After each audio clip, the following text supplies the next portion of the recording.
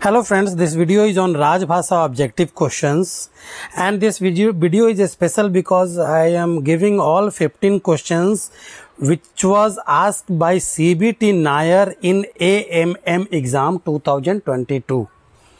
So it is going to be important for next LDC exam and in all the stream. It is not going to be important for 1 or 2 or for AMM only, but going to be the important for all kind of LDC exam, especially Nair exam.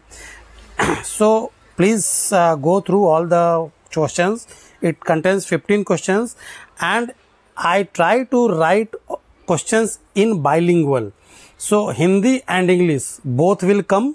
So let's start. अंग्रेजी से हिंदी अनुवाद के लिए राजभाषा विभाग गृह मंत्रालय की वेबसाइट में उपलब्ध सॉफ्टवेयर का क्या नाम है? अंग्रेजी से हिंदी अनुवाद इंपॉर्टेंट क्वेश्चन होगा। यह है कंठस्थ। इसको कंठस्थ कर ले जरूर। What is the name of the software available in the website of department of official language ministry of home affairs for translation from English to Hindi? Software name available Department of Official Language and Ministry of Home Affairs from English to Hindi translation. This is कंठस्थ। संसदीय राजभाषा समिति में कुल कितने सदस्य होते हैं? कई बार ये क्वेश्चन मैं डाल चुका हूं अपने वीडियो में। संसदीय राजभाषा समिति में कुल कितने सदस्य होते हैं? How many members are there in the parliamentary committee on official language? So many times I uploaded this question and as we know this is a very important questions. So total number of members is 30. Out of 30, 20 from Lok Sabha and 10 from Rajya Sabha. संसदीय राजभाषा समिति की कौन सी उप समिति rail कार्यालयों का निरीक्षण करती है? 3 उप समिति है, 1, 2, 3। तो इनमें से कौन करती है रेल कार्यालयों का?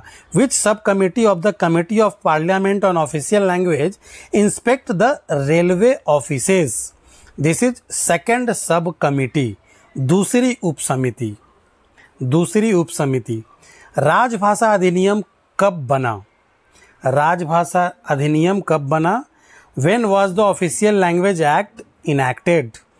As I told you earlier, नियम अलग है और अधिनियम अलग है। सो राजभाषा अधिनियम 1963 में बना था। राजभाषा अधिनियम की किस धारा के अधीन 14 दस्तावेजों को हिंदी और अंग्रेजी दोनों भाषाओं में अनिवार्य रूप से तैयार या जारी या निष्पादित किया जाता है? ये किस नियम के अधीन दिया गया है? तो यह है धारा 3(3). 14 दस्तावेज हैं 3(3) के अंतर्गत। Under which section of the official language act 14 documents are compulsorily issued और executed in both Hindi and English languages? It should be always be published in Hindi as well as English languages. It is mention in section 3(3) of official language act.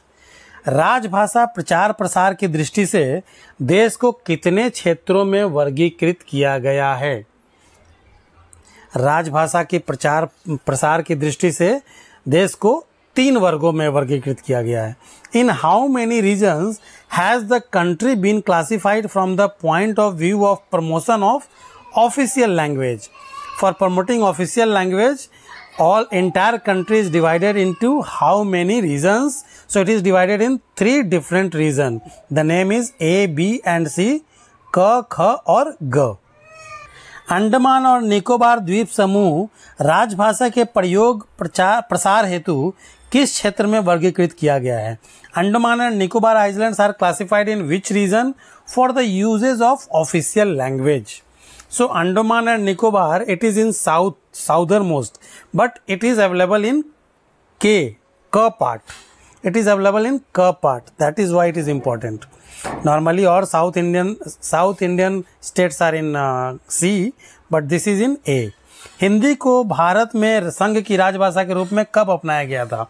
When was Hindi adopted as the official language of the Union of India? This is 14th September 1949. Because of this 14th September, everywhere we are celebrating Hindi Day. नगर राजभाषा कार्यान्वयन समिति की बैठकों का आयोजन किस अंतराल में किया जाता है? नगर राजभाषा कार्यान्वयन समिति साल में 2 बार 6 महीने में। At what intervals are the meetings of the town official language implementation committee held? Normally all others 3 months, but this is 6 months, once in 6 months, 6 महीने में एक बार। नगर हिंदी के प्रयोग के लिए वर्ष 2022-23 के वार्षिक कार्यक्रम के अनुसार क क्षेत्र से ख क्षेत्र के लिए हिंदी का कितना प्रतिशत मूल पत्राचार निर्धारित है?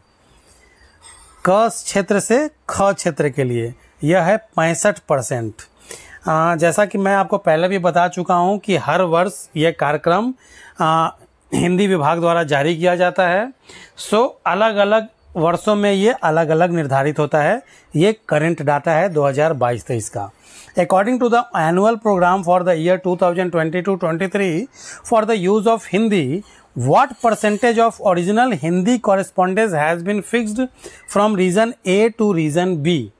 As I told you earlier, it was decided every year. So this is current data as per 2022-23 and it is fixed from A to B is 65%. From A to A 100%, A to B 65%. Likewise every year it may be changed. निम्नलिखित में से किसमें केवल एक भाषा का प्रयोग किया जा सकता है? 4 ऑप्शन दिया जाएगा, उसमें आपको चूज करना है कि किसमें केवल एक भाषा का प्रयोग किया जा सकता है। पहला है पत्र शीर्ष लेटर हेड, दूसरा है टिप्पणी, तीसरा है विजिटिंग कार्ड और चौथा है फाइल कवर। तो इन चारों में से किसमें केवल एक भाषा का प्रयोग किया जा सकता है? तो यहाँ उत्तर है टिप्पणी। टिप्पणी में हम सिर्फ केवल एक भाषा का उपयोग कर सकते हैं, बाकी सारे तो जो थे वो धारा 3(3) के अंतर्गत आता है, इसलिए ड्यूअल भाषा में बाइलिंगुअल में लिखना पड़ेगा। In which of the following only one language can be used? Letterhead, comment, visiting card, comment in the sense टिप्पणी and file cover.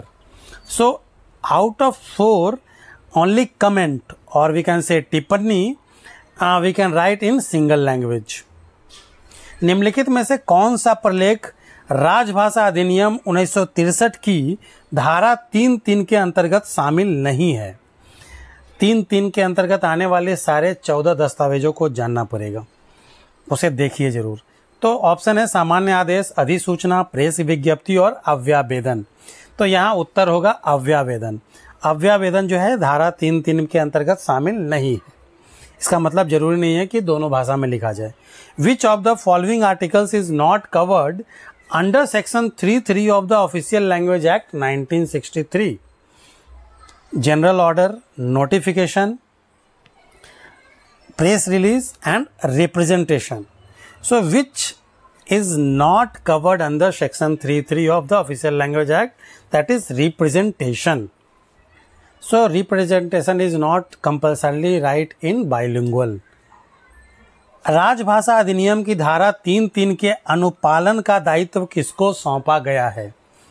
Who has been entrusted with the responsibility of compliance of section 3(3) of the official language act? ऐसे दस्तावेजों पर हस्ताक्षर करने वाले को to the signatories of such document. तकनीकी rail विषयों पर हिंदी में मौलिक पुस्तक लिखने के लिए चालू की गई योजना कौन सी है? तकनीकी रेल विषयों पर